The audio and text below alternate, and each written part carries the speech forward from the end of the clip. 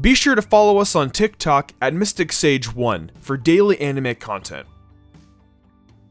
We don't talk about MHA villains enough on this channel, and the one I want to discuss today is Himiko Toga. She's one of the most popular, ranking 17th in the most recent Japanese poll, with only Shigaraki placing higher out of all the villains. So what makes Toga so popular? That's what we're exploring in this video, but please be warned, there will be manga spoilers for Toga's story, as well as the later story in general. Himiko Toga can be creepy and uncomfortable to watch, because of how she treats the protagonists and the fact that she enjoys drinking blood. She's violent to the point of being murderous, and as a villain, she's not exactly redeemable. She enjoys being who she is, and that person is undeniably evil. We as an audience are watching for the heroic characters saving the world and crushing the villains though. So why do we all love Toga? To start with, she's simply different from many other characters in the My Hero Academia universe. She enjoys violence and equates it to love, and attacks people for their blood just because she has the urge to do so.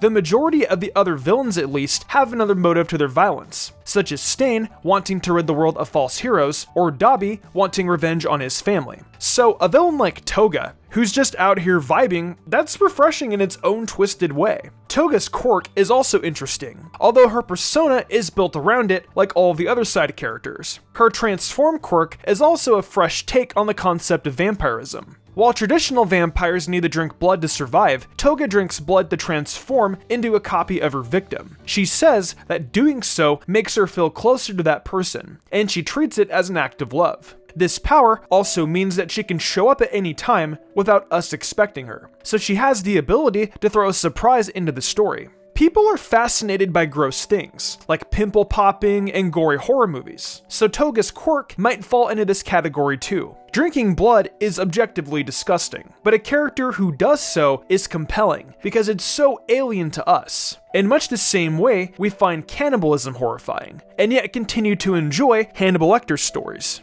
Additionally, horror and slasher films that involve young girls or teenagers, like The Exorcist or Battle Royale, are more popular due to the contrast between the innocence expected of girls and the reality of that universe. Since she's young, there's a cuteness factor to Toga's personality and design. This contrasting with her violence and her quirk is honestly just fun. There are a lot of characters that have this type of contradiction between personality and appearance in the anime, so she also has much a sense of familiarity as a protagonist or mentor character. Cuteness versus violence is common in yandere characters especially, and while Toga isn't a true yandere, she's close enough that the popularity of yandere rubs off on her. Now, MHA is inspired by comic books, with some characters being comparable to popular superheroes. For example, All Might is like Superman. The comic book comparison for Toga is another super popular villain, Harley Quinn. What they have in common is a fierce love for themselves and being who they are unapologetically. Both cheerful and bubbly young women with a dangerous and villainous side. They're honest about how they feel and how they view the world without caring too much about how others view them. And as we see in Toga's backstory, murder aside, she doesn't want to be pitied, but just to be happy and accepted for who she is. Since Harley Quinn is one of DC's most recognizable characters, it's clever for MHA to have a recurring villain that has some similarities. Not just as a continuation of the comic book theme, but also because that type of character is tried and tested in terms of popularity. Returning to the backstory now, MHA villains are usually given depth and history to explain their position, and Toga is no exception. Because of her quirk, as a child, she was interested in weird and taboo things, like dead and injured animals, as well as drinking blood. Her parents didn't deal with this very well, forcing her to suppress her urges to fit in better with society. Toga felt like she was wearing a mask and hiding her true self to live a normal life, until eventually she gave in and fed her bloodlust. Once the floodgates opened, she couldn't go back. She snapped from the stress and became the criminal we know today. So as a bloodthirsty girl feeling outcast from society, Toga found love and acceptance with the League of Villains. Seeing her be genuinely caring towards her found family is endearing and makes her much more likable. She seems happy with them, so that tugs on her heartstrings, especially after she had such a lonely childhood. I've said this about so many MHA characters, but this makes her much more than a one-dimensional creepy villain, which is incredibly interesting for us to watch. In particular, Toga's relationships with Twice and Magne are very sweet. Magne acts like a big sister towards Toga, and Twice seems to have a crush on her. Her dialogue with Twice is sometimes comical as well, in the same way that Bakugo and Todoroki bounce off each other. The dynamic is different, but they create the same kind of double-act comedy. And big manga spoiler, coming in right now.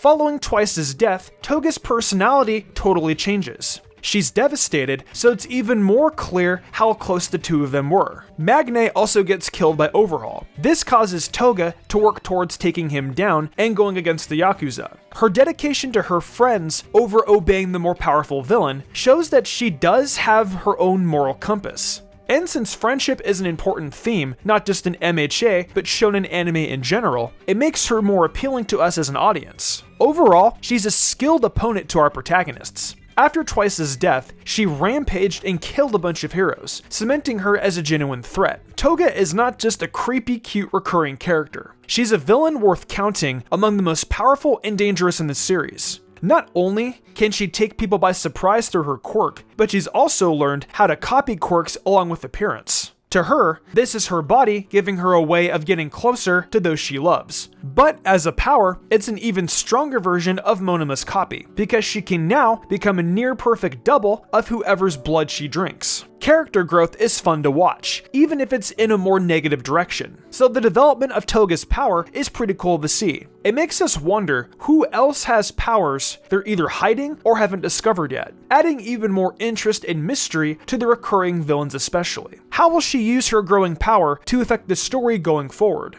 Having unanswered questions like these keep us coming back and watching/reading week after week. And with a character we're already attached to like Toga, it's even more intriguing, because we want to see how much further she will go into pure villainy. On top of her quirk, Toga is also a skilled weapon user. She's a stabby type, preferring to use a knife in hand-to-hand combat situations. This serves to boost her almost yandere theme even more, but is also realistic for a teenage girl since they're light and she can keep them hidden on her person. Additionally, she uses needles and a special machine to help her drain blood from her victims. By throwing a needle, she starts drawing blood into the machine so it can be stored for later, giving her more flexibility with her quirk. She needs to drink a certain amount of blood to hold the transformation for a certain amount of time, so it also ensures that she can keep topping up her power when she needs to.